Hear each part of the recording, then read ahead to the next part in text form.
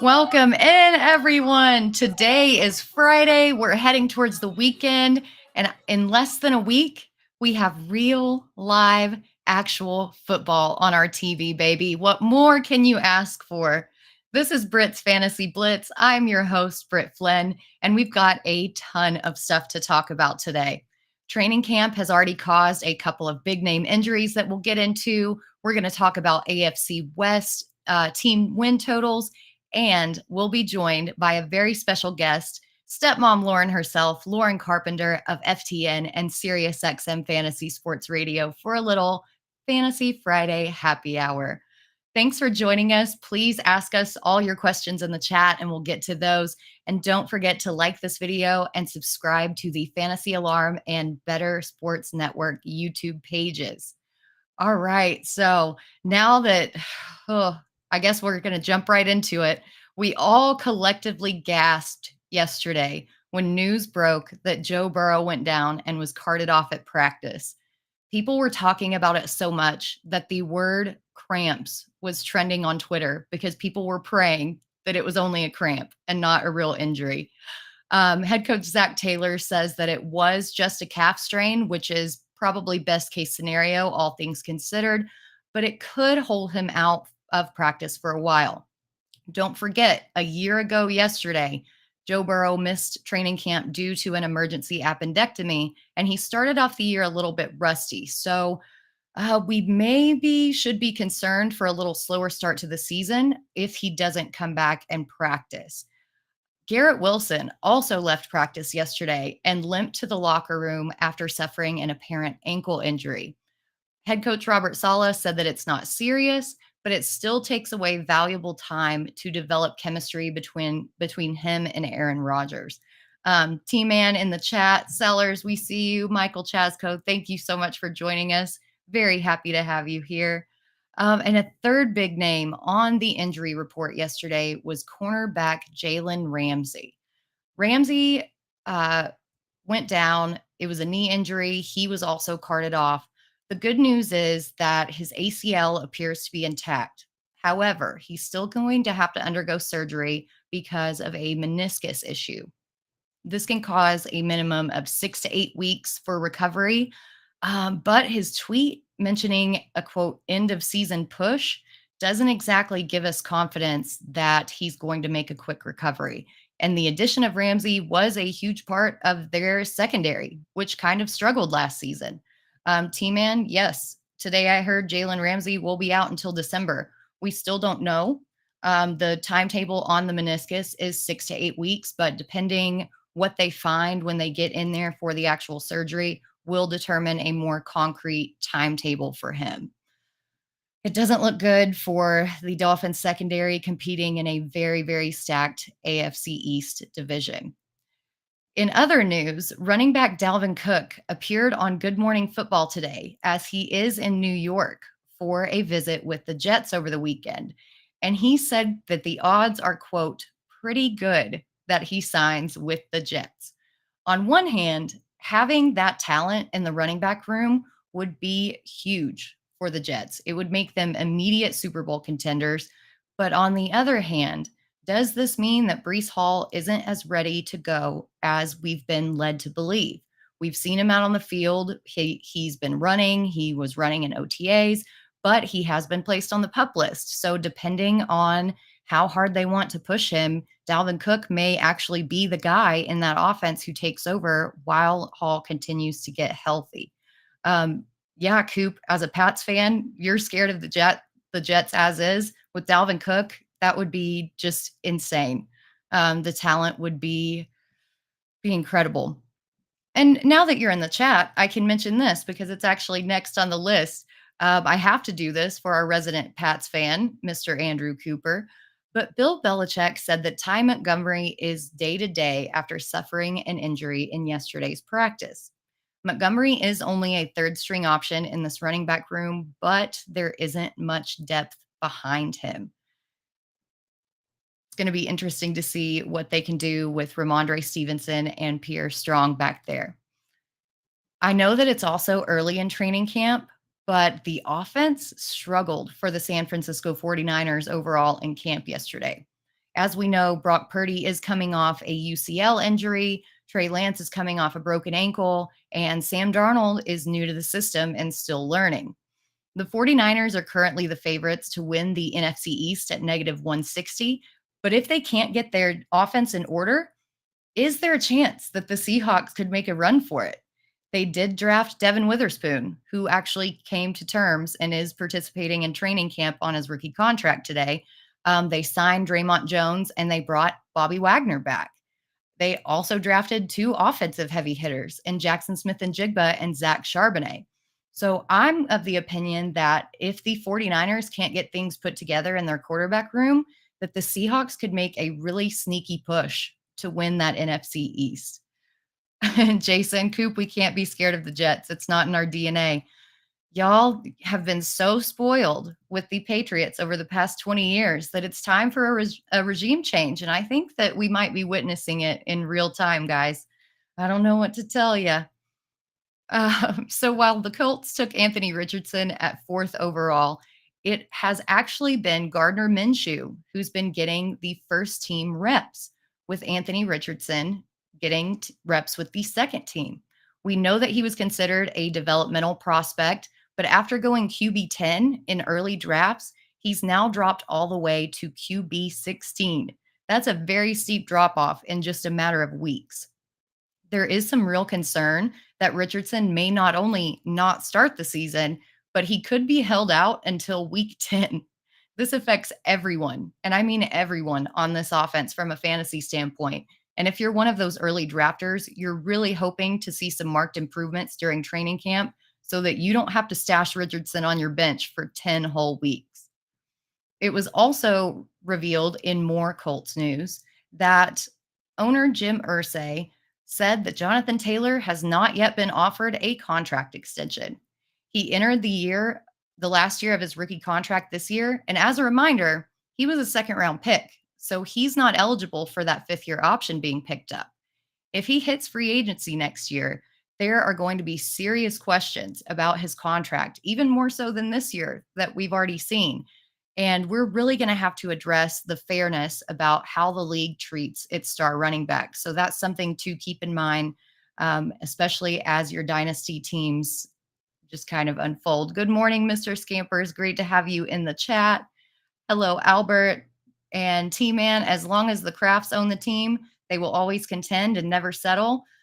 I hate to tell you, T-Man, 2 out of the last 3 years, they've been below 500. I think we're seeing a little bit of a change there. But talking about dynasty managers, in a sigh of relief after Tyreek Hill said that this might be his last year and that he might retire, he's kind of walking back those comments about retirement. If you look closer, though, it was kind of a wishy-washy walk back, saying that he doesn't really know, that he wants to coach, that he wants to travel, that blah, blah, blah, blah, blah. I think that it all comes down to how well the Dolphins perform this season. He's already won a Super Bowl with the Chiefs, and if it looks like this is going to be a lesson in futility to get back there, he may retire. It's just something to monitor as the season comes along, and honestly, Tua's health may have a big part to play in this. And Coop, just barely below 500. Come on. Below 500 is below 500, buddy. Not making the playoffs is not making the playoffs. And in this new revamped AFC East, I think y'all got a lot of work to do. But that's our news for the day. There's going to be a lot more coming out throughout the day. If it breaks while we're on the show, I'll make sure to get it to you. But speaking of the breaking news, there are things happening all the time. And that is what is so great about the Fantasy Alarm Fantasy Football Draft Guide. Because not only is it only $26.99, but it is updated constantly to give you those updates. I can tell you the off-season injury report, I've been in there every single day. I've been chained to my desk, making sure that you guys get the most accurate and up-to-date information so that when you guys go to draft your fantasy teams, that you're not left out in the cold with outdated information. So you can go to Fantasy Alarm, go to www.fantasyalarm/draft guide to purchase that. Or you can get our All Pro package, which has everything from every sport. It gives you DFS advice, it gives you betting advice, it gives you our lineup generator, it gives you access to our Discord channel. And to make things even better, today is our very last day for 50% off your first 6 months. I'll repeat that again in case you didn't hear it. It is the very last day for 50% off your first 6 monthly payments. So if you sign up today for the All Pro package, use promo code Howard, get the 50% off for the first 6 months, which will take you through the end of football season. And then you can get the benefit of all the extra sports on top of it. So coming up next, we've got Fantasy Friday Happy Hour with Lauren Carpenter, who I'm very excited to talk to. T-Man says, sorry, Howard. Also, just in the season now for the Jets, which is so sad. The Jets are getting no respect. Jason asks, do I like the Pats over or under 7.5? I'm actually going to cover that on Monday, but I really don't see more, honestly, than 6 wins on that schedule. So I think the under, as bad and as counterintuitive as it is to say, because they have been so dominant over the past 20 years, I really don't think there's any way that they hit that over. So if you guys have any questions, again, make sure to drop them in the chat. Mr. Scampers with the popcorn. We actually don't have any popcorn headlines today. With training camp coming out, everything is it's popping off, but in a real way, not just popcorn. So I think we're going to go to break here while we wait on Lauren. But coming up next, we've got Fantasy Friday Happy Hour with stepmom Lauren Carpenter. And I cannot wait to have her on and just have a little hot goss session. So stay tuned after this break, and we'll be right back with Lauren Carpenter. Breece Hall right now, and I've talked to plenty of high-stakes players, I'm sure you have too, Kev. Had Hall not torn his ACL last year, he might have been the 101 in drafts this year. That's how good he was looking last year, and obviously with the addition of Aaron Rodgers. At the 305, running back 11 behind Derrick Henry and Ramondre Stevenson, right ahead of Jahmyr Gibbs and Najee Harris. Your thoughts on him as a mid-third round pick? How have you been attacking him? Have you been getting him at that spot so far this year? Yeah, if I start out with 2 wide receivers, Breece Hall is right at the top of the queue coming into the third. If I knew he'd be healthy for week 1, I'm still a little. Well, he'd be going higher than the mid third. Right. He may go 101 or well, RB1 at least. Yeah. But I don't think we know that even if he's healthy in spring and the summer, I still like if I'm running a team, if I'm the coach, I'm bringing him back slow. Like he's on a pitch count. Like I want him for the end of the season because I got Aaron Rodgers for the playoffs, right? Like even if he's fully healthy, I would work him in slow. But that is actually what you want. Like he's still going to get the high value touches. So yeah, if we know he's healthy, he's a first rounder. So like if he's sitting there in the third, especially when I get 2 wide receivers to start, I'll take Hall all day. Yeah, it almost makes me think that the uncertainty with Breece Hall has made him unfairly fall too far, right? Like because we're talking about the team here in June. They're still hoping that he's ready for week 1. This is not, oh, we'll see what happens. Oh, we're taking it day by day. Oh, we're liking how he's coming along. No, they still think by week 1. And the fact that we have that timeline, I think, maybe bumps him up, especially as the drafting season gets deeper and deeper here in July and August. Maybe we start seeing him go up the boards as well.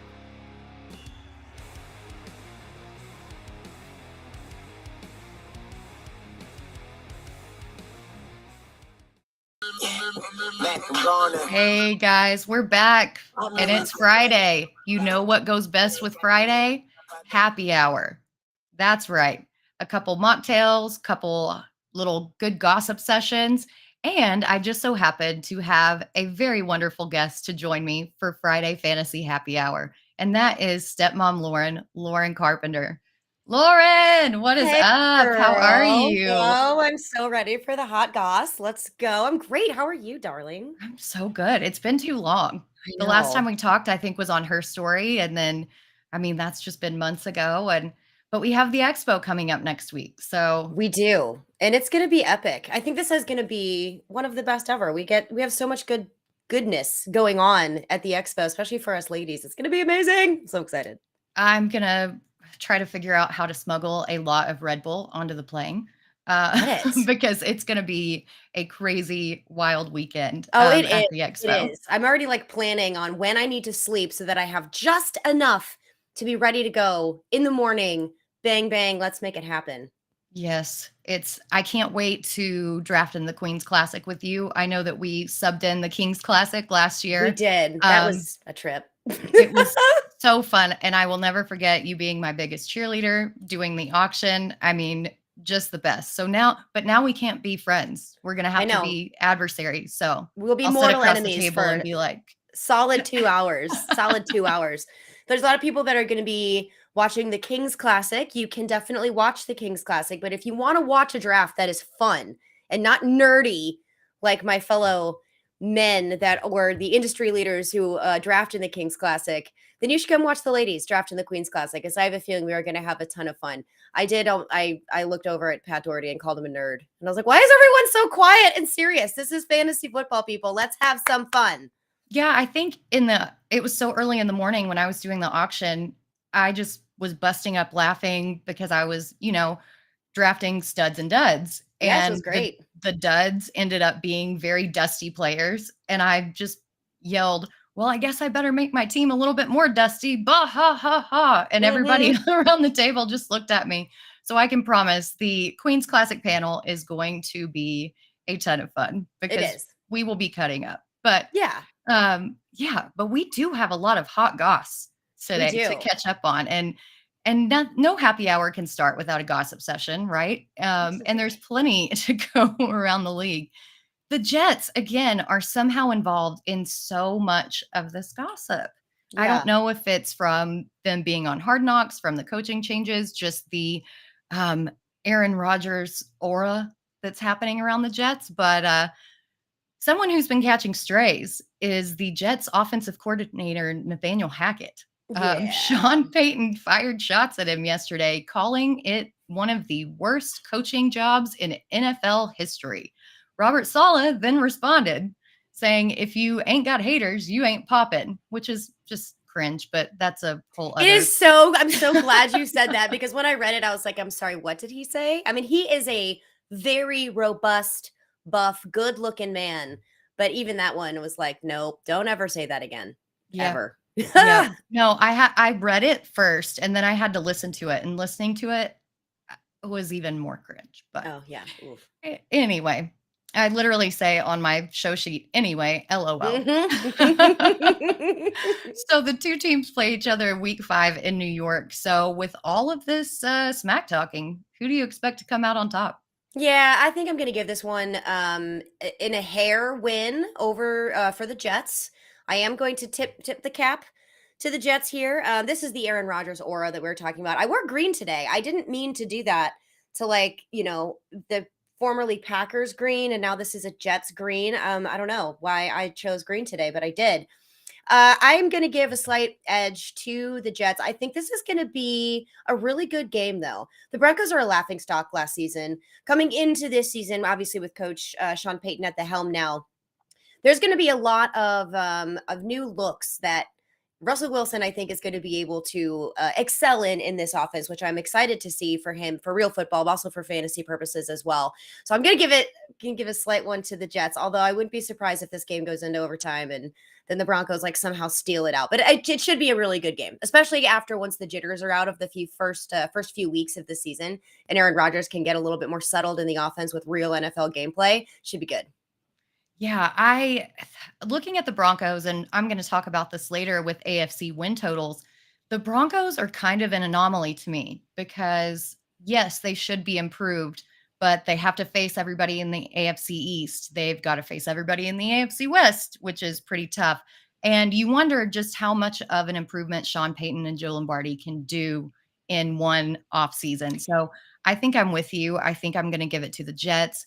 They also have a monster defense that is just insane. And that is what is so exciting, because as much as even if the Broncos slightly improve this year, which they should, I think they're on the trajectory of getting even better come the following season. There's still, like I said, will be improvements this year, no questions asked. But that defense with the Jets, the only thing that they were missing to be Super Bowl contenders was a quarterback, which they have now.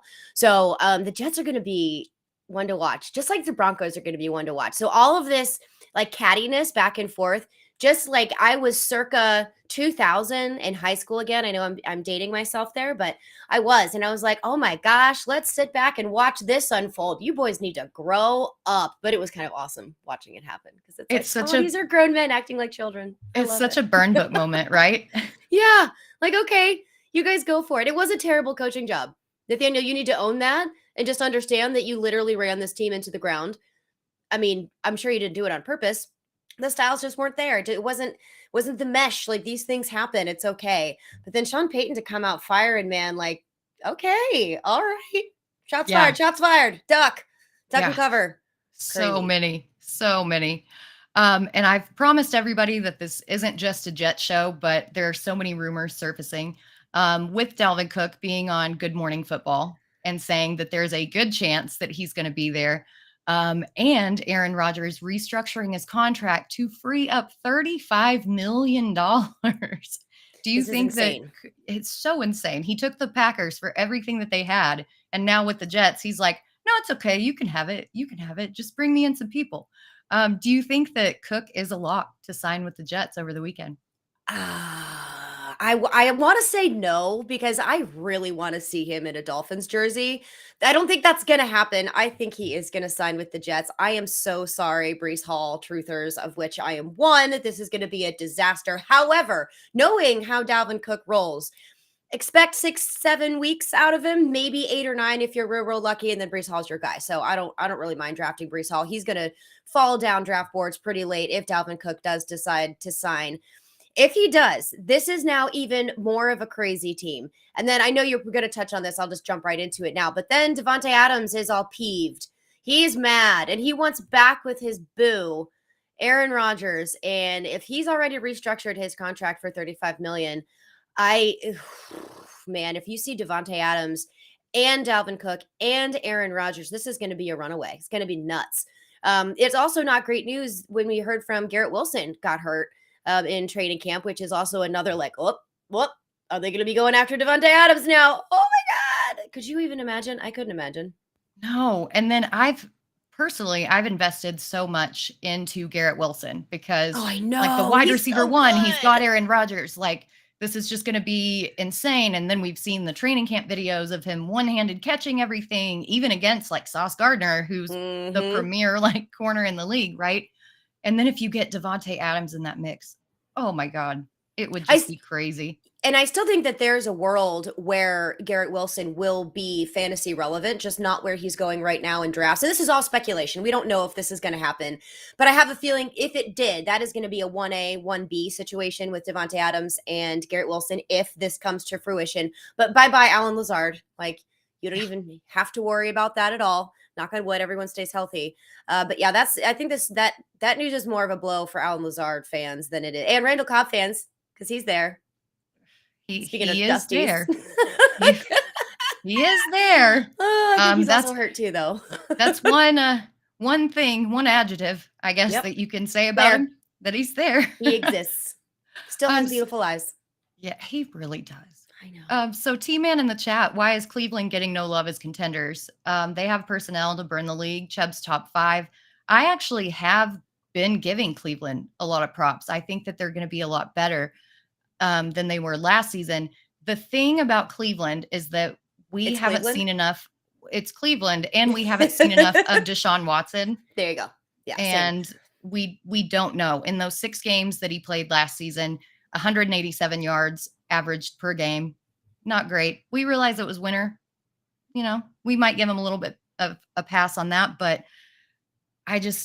we have to see more. And I think that's when the preseason is going to be a lot more important, and we'll start to get a lot more clarity when preseason rolls around. I am right there with you. If Deshaun Watson can be the Deshaun Watson of old, then I think that this is going to be a way more explosive topic, but we're not going to know that until after the season already starts, which is, unfortunate, but it's quite great for, Nick Chubb, people who have shares of Nick Chubb or people who are looking for the Nick Chubb. I mean, they didn't replace Kareem Hunt, which is pretty awesome. I mean, there are a few names, hither and to, but this is going to be a weird year for the Browns. So don't forget, he missed almost 2 years of football.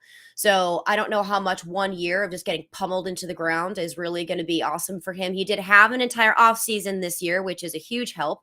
But he has to make some significant improvements before I really want to put my chips in on the Browns. But I'm keeping my eye on them because they're one of those teams that I think is going to surprise a lot of people. Yeah, and their win total is still 9.5 in a pretty stacked AFC North. So Right. I don't think that they're being completely counted out. I think that it's just a little bit of an unknown situation. And there news came out today, man, that even Tony Pollard, he kind of flew under the radar about his franchise tag because as soon as he got offered it, he signed it, no drama, whatever. But news came out yesterday that he was actually offered a long-term deal and didn't take it. Yeah, that blew my mind. Yeah, I mean, I think in this running back market that was pretty boneheaded to not take a longer term deal, especially coming off a significant injury. So, what are your thoughts on that situation? There has got to be something else behind this because it's like, I'm going to give you $30 million. I don't know the exact number. I'm just throwing out an arbitrary few digits there. No, it's okay. I'm going to take 10 million. You keep that. Just in case we need it for something else. Like, are they budgeting? Like, I'm building a house right now. We're budgeting at the moment. I don't think the Cowboys are doing that. Either that, maybe he doesn't want to be there. And so this 1 year deal that he's got on the franchise tag for $10 million, I think, again, don't quote me on those numbers, is just right for him. And then maybe he wants to move on next year. I don't know, but there has to be something behind the scenes that we don't know about because, like, why would you pass up a guaranteed, like, long-term guaranteed deal to take a franchise tag for a lot less money? That's a little weird. There's got to be something else. It gives me the ick as a Cowboys fan. I'm like, what is going on behind the scenes here? I don't know what's happening. But regardless, I don't like it. Yeah. But you're a Rams fan, am I correct? I used to be. Were. Okay. Yeah, I'm from St. Louis. So the Rams divorced me to go back to their second wife in LA. So now I'm a full-blown Rams hater. In real football. But I love Matthew Stafford because my husband is a Lions fan. So I still have that connection to Stafford as a Lion. And I love Cooper Kupp. So I don't like hate the Rams. I faux hate them because they left me. Yeah. And I'm bitter. That's completely understandable. And it's a perfect tie-in to this next question because it sounds like they said that they have fully committed to Matt Stafford, but only temporarily. Sounds like very much a situationship, the worst relationship ever. So do you think they actually stick with Matt Stafford throughout the season if they're struggling, which it looks like they could with only a 6.5 win total? Which is low in my opinion, but that's just me. Go continue. Yeah. Or do you think that maybe they give Stetson Bennett a chance if Stafford's struggling? I wonder how much of the we fully commit sort of to Matt Stafford is, I think, worry for the injury, the multitude of injuries that poor man has had to sustain when he was in Detroit. So I think that they're giving him the confidence to say, like, hey, we're sticking with you, but if they do start struggling, they will put Bennett in there. I just think that sucks for my love for Cooper Kupp because I need Cooper Kupp to do exceedingly well. I have him ranked super high. I love him. That really does revolve around Matt Stafford. I don't like rookie quarterbacks. When I say that, okay, of course I love them. Congratulations, you made it to the NFL. I'm talking about being consistently relied upon to produce fantasy points, not only for themselves, but for the pieces around them, which is entirely necessary. So I think it's weird. So I want to see what goes on with this. I don't think that they're going to struggle nearly as much as I think Vegas has it. And I think what they're actually thinking themselves, like, doesn't it sound like they kind of don't like themselves, which is karma? I guess you shouldn't have left. Greatest show on turf, babies. Give me Kurt Warner. It's like that ex that you see and, their car got repoed and they're driving like this old beater and they're like, yeah, I'm having my life's great. And then, they're just chain smoking cigs and and having flat tires, and that's kind of what the Rams feel like right now. I know. So I do feel almost bad for them, only because of Matt Stafford and Cooper Kupp. It's really the only reason why I do, because I like them a lot. But we'll see about that. Those comments are a little odd. But like when you fully commit but temporarily, that doesn't even make any sense. Like, okay, they need relationship counseling. I know they do. I mean, therapy is phenomenal. They should try it. And maybe they should try it over a Zoom call, which is hold on, Mr. something. Scampers. Cleveland is the first wife. They went from Cleveland to LA to St. Louis to LA. Just so you know. Yes. LA is the second wife. Yes. See, this is why we have Lauren on the show. I think so anyway. Knowing me, I could be wrong. I don't know. That's how much I despise them. I could totally be wrong. They were in Australia. I just know that they left me. I just know that they left. Dang it. I do believe it was Cleveland and then LA, St. Louis, back to LA. I need to verify this now. Mr. Scampers could be right, but also so could I. Sounds right to me. So hey, there you go. We'll go with it. But hi, Wendy. You're one of my favorites as well. Thank She's you so for sweet. joining us. Can't wait to see you in Canton at the Fantasy Football Expo. It's going to be amazing. Mr. Cleveland is in a real place. You stop it over there. Yeah. I actually wondered if I was in a dream or a nightmare when I was in Cleveland. I actually did not. I've never been to Cleveland. When we fly there from Florida, we go Charlotte to Akron. So we Akron Canton Airport. So we just skip right over Cleveland. Yeah, I couldn't get a flight to Akron out of the airport in Northwest Arkansas. So I'm going to have to fly into Cleveland. And I think I'm flying from Cleveland to Charlotte and then back to Northwest Arkansas Airport. So fun. Gonna be great. But our last little bit of hot goss. How would you have liked to have been a fly on the wall in the running back Zoom call? They apparently discussed exaggerating injuries as leverage for contract negotiations. What is your current take on the running back market and how that instability affects your fantasy rosters? Yeah, this is a tough one. For fantasy purposes' sake, especially if you play in standard leagues, there really is no other hot commodity than the running back position. We've seen such an interesting shift in fantasy football, I feel, in the last few years of really people starting to target those alpha wide receivers as opposed to going with the running backs. There's really only like a 7%. I think Jake brought up the numbers on our All In Football show. I can't remember them off the top of my head. The injury situation isn't necessarily any better for wide receivers than it is for running backs. This is for fantasy purposes is what I'm talking about. The exaggerating injuries to have contract leverage is just, come on, guys. We are not thespians. All right. This is not the theater. Just play the game. All right. You get paid plenty of money, get it done. These players are integral, not just to real football, but also for fantasy football. And yes, the men need to get paid. Make this happen. I think aside from the quarterback position, your running back is your next one up there. He's part of the offensive line at times. He helps block. Obviously, that creates the lanes and the opportunity for the wide receivers is obviously going down to a very, layman's terms when we're talking about the importance of running backs. But in this market, it's very weird. Like Jim Irsay, going off about these players, like how dare they want to get paid? I'm like, I would want to get paid. Like that's how we roll in life. He's like, well, not Jonathan Taylor, but everybody else. It's like, oh, come on. This is a weird time of year. Yeah. The fact that he's saying that it's bad faith, but then he's taking advantage of a loophole in the CBA to not extend their contract. He's taking advantage of a very small rookie contract, running him into the ground and being like, nope, you're gone. So, and I think that you make a good point that a lot of other people don't think about. They are part of the offensive line. It's not just that they're running and everyone's like, well, the NFL is a pass happy league. We don't have to have running backs anymore. But that's not the case. Running backs don't just run. They pass block. They protect your number one asset in your quarterback. And it's kind of insane. We could go on about this for hours. I know. It's just not fair. I know. And Sellers in the chat, only safe running back as a rookie or second year. I mean, yeah, I think I would have to agree with that. Sellers. he's just lurking while he's on his route. It's great. All right. So that I guess we can end the hot goss on there. And now we'll get in.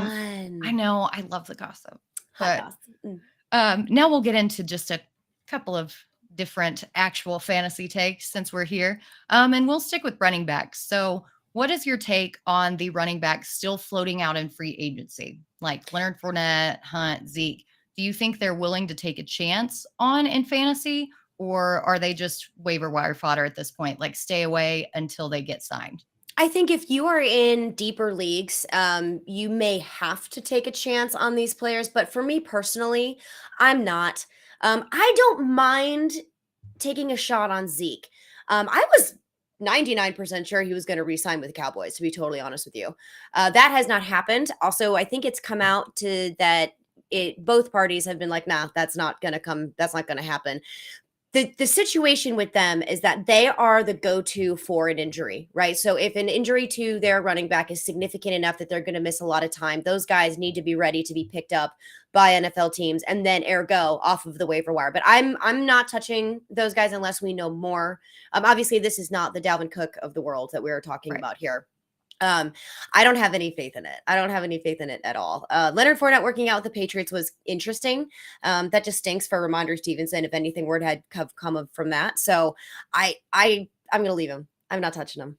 Well, in the same day, it was like everybody had their like, oh crap moment. He's going to sign with the Patriots. But on the same day, they worked out Darrell Henderson.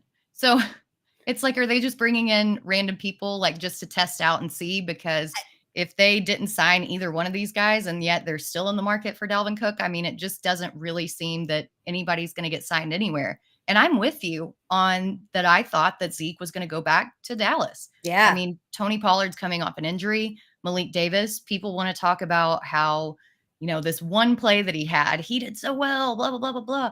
He averaged like 3.4 yards per carry. Yay. His speed is not great. And then Pollard has never had that volume of touches. That's that we're what now I'm expecting to see from him. Yes, that is what I'm the most concerned about. I love Tony Pollard's opportunity and the volume that he's going to see this year, but is he built for it? Is he built for it? Is he sustainable enough to be able to carry that through? And I'm surprised that has not been addressed yet from the Cowboys and protecting that young man. But then there's the whole situation with the contract and what is going on with this. Like, it's so weird. I want to be we can go back to hot goss if you want, because there's just so much to talk about. And then Sellers in the chat, Deuce Vaughn's going to be a star. Baby, we loved seeing that little one highlight clip of him yesterday. Nobody was touching him. It was just like somebody's little kid that they were letting to come practice. Babe, It's not going to happen. Sorry, I love the story. I love everything about, them drafting him, about his father being on the team. I love how great he was in college, but the kid is 5'5". He's going to be a special teamer. I think he's going to have a definite role there. But as far as actually being in the backfield, I don't think so. And please don't say that word. So training camp is time for overreaction, talking about those clips that he brought up, especially when they're in slow motion and professionally edited. Which makes I would look good so on good. The field with all of this. Like, I would look like a professional football player. Yes. But so many, it gets out of control. So how much weight do you give those clips when deciding to move people up and down your ranks? And what has been your favorite overhyped clip of training camp so far? So fun. Oh, I love this question. So I don't really pay a lot of attention to it. The biggest news that I take out of training camp is injuries. Whether or not that's a re-aggravation of a previous one, it is sustaining a new one, like this thing with Joe Burrow, super sucks. Garrett Wilson with his ankle. And I think it's his ankle. That is really what I take out the most from training camps. I don't follow any of the hype trains, like choo yourself out of my, notifications, please. You're wasting my time. But my favorite one that I saw was Patrick Mahomes' little trick shot where he hit the crossbar. That was amazing. There's nothing that man can't do. He's a machine. He's a cyborg. He really He's not real. is. He's AI. I think he's AI. Is that why his voice is so bad? I think so. I honestly think that man is not human. But yeah, he just kind of like catches the pass, does his little turn route, then boink right off and I think it broke the football. Did it? Are pop you serious? I think it looked like it in the video, and I'm like, Did that just bust into 2? What is happening right now? That is so crazy. Yeah. Yeah, He's amazing. I agree. He's even, and I will fully admit this, I was concerned about his lack of wide receivers last year, but it didn't even matter. His No, he didn't ADOT, care. no, his ADOT was way lower than it has been. Didn't matter. Still got everything done. Still went out, won a Super Bowl. Yep. This guy can adapt and adjust to anything thrown his way. I think I'm with you. I give the clips a smidge of weight, but They're fun to nothing watch, is. though. They're Like, super fun to watch. they're fun to watch, and it's like, especially when it's kind of like, oh, I wonder what this clip, and they slow it all down, and then you can like hear dun dun dun dun, like in your mind as you're watching these plays. It gives us that little appetizer of football is almost here. Like that's what I get excited about when I see those. But I don't, whatever. No, like who was the Yes. first to touch the ball in training camp? Clyde Edwards-Helaire. Yeah, everybody draft him, please. Do yourself a favor. Ugh. Please don't get back on that train. And then like Rashad Penny taking the first snap of Eagles training camp at running back. And I'm like, oh my God, guys, this is going to be a long couple weeks Off-season. if we're going to keep doing this. Yep. Yep. I think my favorite overhyped clip has been the Jahmyr Gibbs outrunning the 50-year-old coach doing the route Dan and Campbell? then catching. Yes. Yeah, like, dude, he's in shorts. This guy's like 50. He's just out there like as a body being like, hey, try to move around me. And everyone is like, yeah, he's too low in your ranks. He's going to be an RB1. Like he's going to be a pass catcher receiver. Da, da, da, da. Guys, it's one clip against a coach in shorts. Let's just tone it down. Tone it Let's down. tone it Pump the down. brakes, folks. Calm it down. Fun to watch, but do not change all of your ranks because of a few clips that you see with Yes. professionally edited. And so related to this, T-Man asked in the chat, what are your thoughts on Rashee Rice with Kadarius Toney getting injured? Is he the third wide receiver or the X receiver? Because he's been another one. We've seen some pretty exciting training camp clips from him. So what are your thoughts? I am not as pumped about this as I think a lot of people are. I think mostly because meaning the Kansas City Chiefs, have a pretty great system without Tyreek Hill that worked really well. They won the Super Bowl with a set offense from Andy Reid, which is always going to be creative and always going to be fun. The problem is going to be which wide receiver is it going to be which week? And good luck trying to guess which one of those are. And that's what makes it so difficult when you have a very murky wide receiving core, which I think is what we have here with the Kansas City Chiefs. When you are looking for a pass catcher, if you want to stack Mahomes with anybody, it's either going to be Jerick McKinnon or it's going to be obviously Travis Kelce. Other than that, I'm staying away from it. It'll be awesome to see and awesome to watch for real football. I think they can get incredibly creative, as I mentioned, with Andy Reid and the way that he is able to run his offenses. But I will be interested in terms of real football, but I'm not interested for fantasy. Yeah, I think the only place that I'm interested in fantasy is best ball, in that kind of situation where I don't have to decide who's going to go off this week. I just have them on my rosters, and if they do something, they do something. That's a really good point. Yeah, I'm not trying to play that game with like, who's Mahomes' favorite this week? Yeah, right. It did not work out well last year.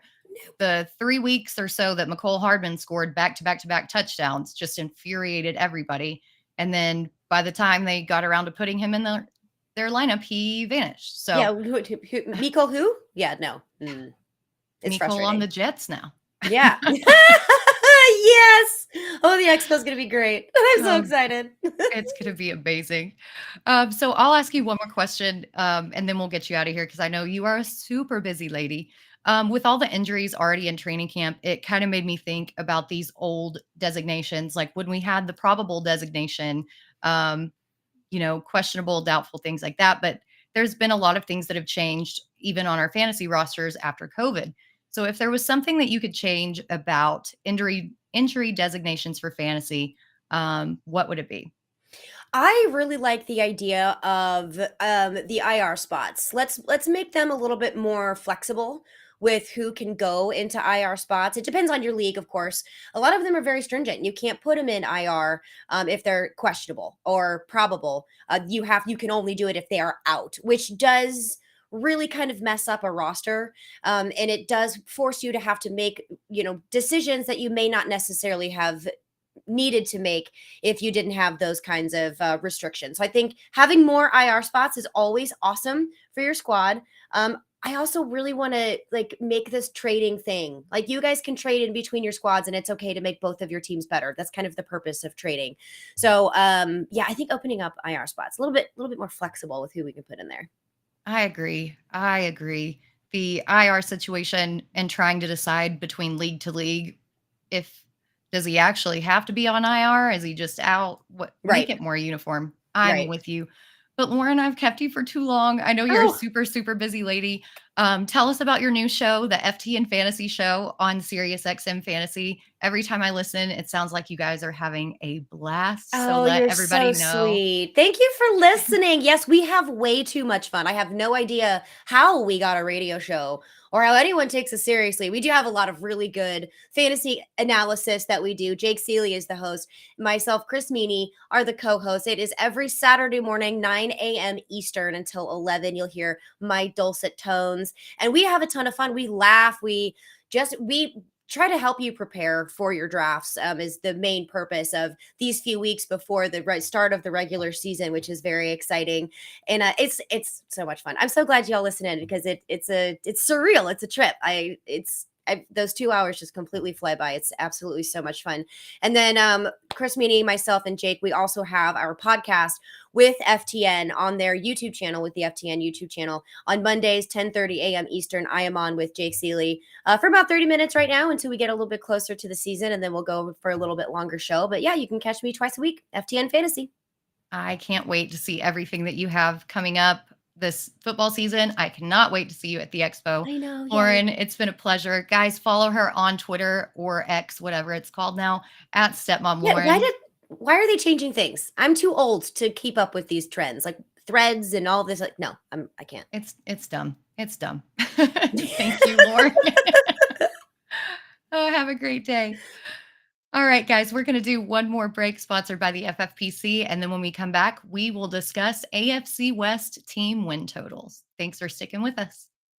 Kendre Miller fan. He's running back 46 in the Fantasy Pros Championship right now at the end of the 11th round. I want you to talk a little bit about him from both standpoints. Number one, from redraft. He's in the backfield, same backfield as Alvin Kamara, who we talked about in the first hour, and then obviously Jamal Williams. But as far as dynasty goes too, what should you be doing now if you're a dunce like me and missed on Miller? What kind of offers should you be making for Kendre Miller in your dynasty leagues right now? Well, the problem now is the news worked against you, right? In the sense that you know that there's a suspension looming. We don't know what that suspension is. So do you try to go after him prior to the suspension, or do you wait to see how long it is? Mm-hmm. Right? Because the higher the suspension is, the more expensive Kendre is going to be. It gives him an opportunity. We saw Kamara, you don't have to go farther than New Orleans. We saw Kamara take advantage. I remember they brought in Adrian Peterson. They had, what's his name? Mark Ingram. Yep. Right? And then they brought in Kamara, and everyone's like, there's no way Kamara's going to be relevant year one. And he smashed because talent comes through. These teams want to win now. They're going to put the best players out there. Kendre Miller comes off of a 1,400-yard season. Like, one thing for me, bulky in fantasy, is if you showed me you did it, I'm going to believe you. Mm-hmm. This whole upside thing where you've never done it, I'm over all of that.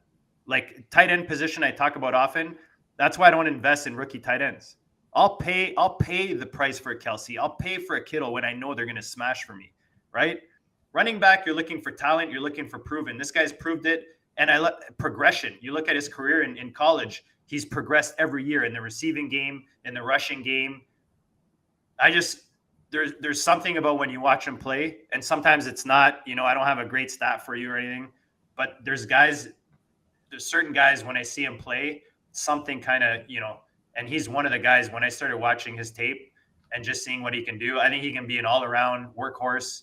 He had 224 touches in his last season in college. So look, we talk about New Orleans. We don't know what this offense is going to look like. They have a new quarterback. They have everything, a whole new situation there. He could come in with Kamara out and just take over that backfield right away. Hey guys, welcome back. We're nearing the end of Britt's Fantasy Blitz. Thank you so much for sticking with us. We're going to run through the AFC West win totals really fast and see where we stand on all of them, because it's kind of a stacked conference with a bunch of different variables. So we're going to start with the Denver Broncos. Their win total, the over 8.5, is at plus 106. So not a lot of confidence either way. It's kind of a very unknown situation with this Broncos offense. You've got Sean Payton and Joe Lombardi coming in. Vance Joseph as defensive coordinator still has some question marks. And their secondary is pretty good, but there are question marks along that defensive line with the young talent that they brought in. However, they did bring in Frank Clark from the Kansas City Chiefs, which is going to undoubtedly help, but just how much kind of remains to be seen. On offense, we will have to see if it was indeed Nathaniel Hackett's fault or if Russell Wilson is on the downside of his career. I think they have a good couple of games to start the season with the Raiders and Commanders. So it will at least allow Sean Payton to ease into the new system with some softer teams. But after that, in week 3, they played the Dolphins in Miami. And that is going to be a true test to see if they have turned this ship around. They have to play the entirety of the AFC East throughout the season. And aside from the Patriots, I really don't see them winning against any of these teams. That division's just too solid. Then we get to the AFC West in their own division, and it's tough in and of itself. I don't see them beating the Chiefs. They will probably split with the Chargers. I do think the Raiders could be beatable both times, but that's another team that's really unknown depending on if Devontae Adams gets traded, etc. So although I see an improvement over their 5-win season in 2022, I don't see them getting over 8 wins. So I'm going to take the under here. It's going to take time to develop and rebuild. And Sean Payton, even as great as he is, he can't work miracles overnight. The Chiefs, what's there really to say about the Chiefs? I mean, they're great. Their over-under line is at 11.5 at negative 134. They did lose Eric Bieniemy, so Matt Nagy is now coming in as the offensive coordinator. But we all know that this offense runs through Andy Reid, so I don't expect a lot to change there. There is no more Juju Smith-Schuster or McCole Hardman on this offense or Frank Clark on defense, but they did bring in a lot of young talent. Sky Moore's developing. Rashee Rice is there. Kadarius Toney has another year in the system if he can get on the field, and that is a big if. There are a few games here that could be toss-ups, like the Dolphins, Jets, Bengals, even the Chargers, but 12 wins is the bare minimum that I have them at. I mean, we don't really need to talk anymore about the Chiefs, so they're that good. Take the over on 11.5. Then we get to the Raiders. I'm sorry, Raiders fans. At 6.5, the over is plus 108. They did replace Derek Carr with Jimmy Garoppolo and traded Darren Waller to the New York Giants. Josh Jacobs is a big question mark regarding his holdout, but they did bring in Jacoby Myers. So it'll be interesting to see how that battle plays out in the slot between him and Hunter Renfrow. Their defense, though, is ranked as one of the worst in the league, despite adding Tyree Wilson with their first-round pick. And going up against the AFC East and the rest of the AFC West is just going to be a really tall order. Looking at the schedule, I honestly don't see many winnable games. Maybe you get the Packers if Jordan Love doesn't develop. Maybe the Patriots, Colts, and Bears. Being charitable with a split with the Chargers and Broncos, I only have 6 wins max. So I'm taking the under with the Raiders. And finally, with the Los Angeles Chargers. The line is at 9.5 with the over at negative 128. They did bring in Kellen Moore as offensive coordinator and did promote their defensive backs coach, Derek Ansley, to defensive coordinator. They brought in Eric Kendricks on defense, so hopefully he'll help to shore up the run game that ranked 27th in rush yards per attempt last year. But the big question mark is, what can Kellen Moore improve? And can he improve this offense enough to compete against their AFC West counterparts? They were 12th in points scored per game last year, but 23rd in points allowed per game. They just could never get quite ahead of that threshold, and it's going to be interesting to see. I have them at 10 wins, so just right over the line, but some of these could go either way. The AFC East gauntlet is brutal, as are the 2 matchups against the Chiefs, so I'm not super excited about either or about betting on them as well. So If you guys have any final questions, put them in the chat. We are reaching towards the end of the show. Appreciate everybody watching. I'm interested to know your thoughts. Sellers under on the Raiders. Tanking for pick number 1 could absolutely be happening. Guys, on fantasyalarm.com, we've got a ton of stuff still coming out for the draft guide this week. We've got a couple other coaching system articles. The fantasy football cheat sheet is coming out this week. And we also have Andrew Cooper's tight end articles. You can get the draft guide at fantasyalarm.com/draft guide for $26.99, or you can go all pro. You can get every single sport, DFS content, the lineup generator, access to our private Discord channel, and our draft guide for free if you sign up for our all pro package. And if you missed it in the show earlier, today is the very last day for 50% off the first 6 monthly payments of the all pro package. Today is the last day. I cannot stress this urgently enough. Use promo code Howard when you sign up for the all pro package to get that 50% off, and it will take you all the way through the end of football season. Thank you guys so much for watching and listening. I appreciate everybody in the chat. Coming up next on the Better Sports Network is the Fantasy Football Game Show from Front Yard Fantasy from 3 to 4 p.m. Eastern. From 4 to 5 Eastern, we've got the Better Sports Betting with Dan Servadidio and John Mpemba. And then from 5 to 6 p.m. Eastern, we've got the MLB DFS live stream with James Grande and John Mpemba. Thank you guys so much for being here. We really appreciate having y'all in the chat. We'll be back same day, same time, Monday next week. I said same day, but Monday next week, the same time, we'll be discussing some player props, some AFC East win totals, and the most recent news. Will Dalvin Cook finally sign with the Jets? We'll have to wait and see. So we'll see you back on Monday. Thanks for getting blitzed with me, and have a great weekend.